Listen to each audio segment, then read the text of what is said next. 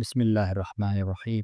وہ معزز زمانے میں مسلمان ہو کر اور ہم خوار ہوئی تارک قرآن ہو کر، یقیناً پچھلے 202 سال سے جو حالات غزہ میں ہے، فلسطین کے مسلمانوں پر جو ظلم بیت رہی ہے، مشکلات کا سامنا ہے، بے شمار شہادتیں ہوئی، لوگ مجروح ہو گئے، چھوٹے بچے، خواتین، بزرگ، البیہ ہے، سانحہ ہے۔ ان کے اسباب پر بھی غور کرنا ضروری ہے، ان کے پس منظر میں بھی جانا ضروری ہے۔ ایک تو وہ خواب ہے نا اسرائیل کا،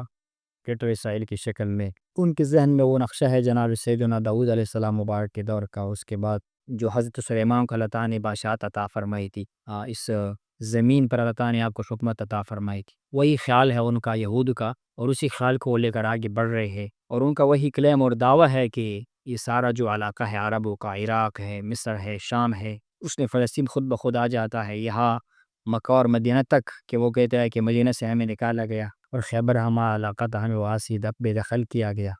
ہم نے دوبارہ اس کو حاصل کر۔ ایک تو وہ خیال وہ فکر ہے، اور اس کے ساتھ ساتھ دوسرا فکر جو ان کے حامیوں کا ہے، ان کو سپورٹ کرنے والوں کا ہے، کہ ان کا یہ خیال ہے کہ ہمیں ایک ایسی ریاست کی ضرورت ہے کہ جو مسلمانوں کی فروغ کو، مسلمانوں کی طاقت کو کمزور کرے، وہ نیچے رہے، کہ یہ مسلمان پر حاوی نہ ہو، جس طرح پہلی خلافتی تھی، پہلے صحابہ کرام کے دور میں اسلام کو فروغ میں نصیب ہوا، وسعت نصیب ہوئی، اور اس کے بعد پھر خلافت عثمانیہ کے شکل میں تعالیٰ نے ایک مسلمانوں پر انعام فرمایا، 350-400 سال مسلسل عالم اسلام کی سطوت رہی، ان کا غلبہ رہا، گویا وہ ایک قسم کی سپر پاور تھے اس دور میں، اور بہت بڑی خطے زمین پر اس کی حکومت تھی۔ پھر مختلف طریقوں سے، سازشوں سے، اور مختلف جو ہے وہ حیلوں سے، بہانوں سے اس کو گرایا گیا، ختم کیا گیا۔ بالآخر 1920-24 میں جب خلافت عثمانیہ کو ختم ہو گیا،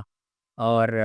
ترکی کے اندر مصطفیٰ کمال اتاتürk میں وہ آزادی کے نام پر اپنا ایک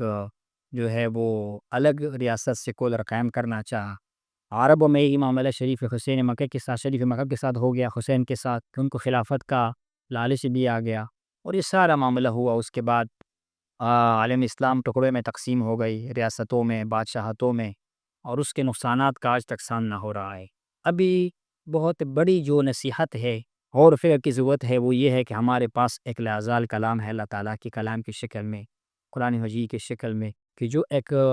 لاریب کتاب ہے جس کو زوال نہیں ہے، اس کی تعلیمات کو پس پش ڈالنا، اس کو نظر انداز کرنا، اور اس کا جو ایک فکر ہے انسان کی حریت کا، آزادی کا، مسلمانوں کے اتحاد کا، جو بھول گئے ہے اسلام، اور جس کے درس ہمیں بار بار علامہ اقبال دیتا ہے کہ خاص ہے ترکیب میں قوم رسول ہاشمی، ان کی خاص ترکیب ہے، یہ رنگ و نسل سے نہیں ہے، یہ قوم اور یہ باؤنڈری جو ہے یہ حفاظت کے لیے ایک ضرورت ہے، اصل مقصود اس سے ہٹ کر ہے۔ ہمارے پاس جو کلمہ طیبہ کا جو ایک عظیم کڑی ہے، اس رسی کو مضبوطی سے پکڑنا چاہیے۔ قرآن عظیم الشان اس کے لیے جو ہے وہ اعتصام کا ایک شکل ہے، حبل اللہ ہے، اور یقیناً ہم نے دیکھا کئی علاقوں میں جہاں اسلام پر پابندیاں لگائی گئی، ترکی کا مثال ہمارے سامنے ہے۔ پھر ہماری جو خطہ ہے، علاقہ جس پر رشیا نے غلبہ کیا تھا، تاجکستان، ازبکستان، ترکمنستان وغیرہ، 5 صدی کے قریب وہاں مشکلات، تکالیف، لیکن چونکہ اللہ تعالیٰ کا کلام زندہ کلام ہے، اس کو ختم نہیں کر سکے، دوبارہ اسی طرف لوٹ کے آ رہے ہیں۔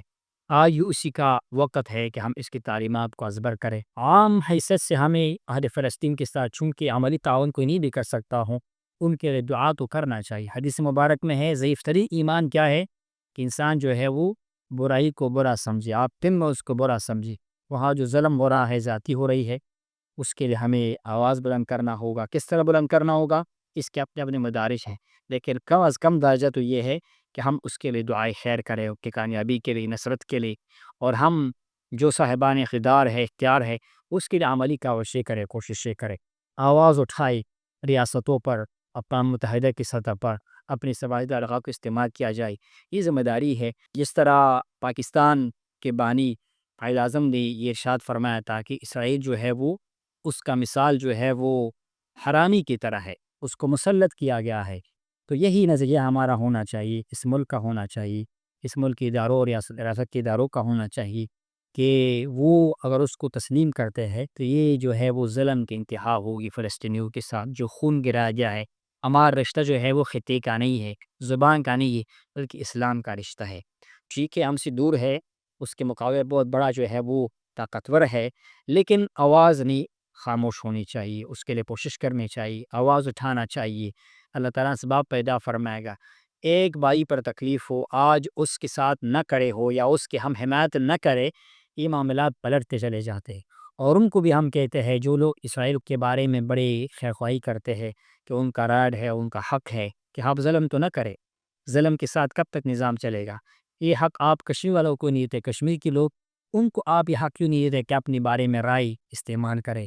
اپنی استصواب رائے کرے، اپنی ووٹ کو استعمال کرے، ریفرنڈم وہاں پر ہو جائے کہ جو مقبوضہ کشمیر کے لوگ ہیں وہ کس کا ساتھ دینا چاہتے ہیں۔ ان کو بھی حق دینا چاہیے، ان کا بھی حق ہے، ان سے پوچھا جائے کہ وہ کیا چاہتے ہیں، کہ کوئی حق ان کو بھی دیا جائے۔ اگر آپ کہتے ہیں کہ وہاں کی یہودی وہ اپنی زمین کو بڑھانا چاہتے ہیں تو وہ بڑھا سکتے ہیں، آپ ان کو سپورٹ کر رہے ہیں۔ مقصد عرض کرنے کا یہ ہے کہ انصاف ہر طرف ہونا چاہیے، ظلم نہیں ہونا چاہیے۔ بحیثیت مسلمان کہ ہمیں ان کا ساتھ دینا چاہیے، اس کے لیے دعا کرنی چاہیے۔ بحیثیت ریاست ہمیں اپنی تعلقات کو استعمال کرنا چاہیے، سفارتی تعلقات کو استعمال کرنا چاہیے، وہ دعائے خیر کرنی چاہیے کہ وہ ارض مقدسہ ہے، بیت المقدس ہے، جناب عمر فاروق مبارک کا یادگار ہمارے پاس اس خطہ کی شکل میں، اور جناب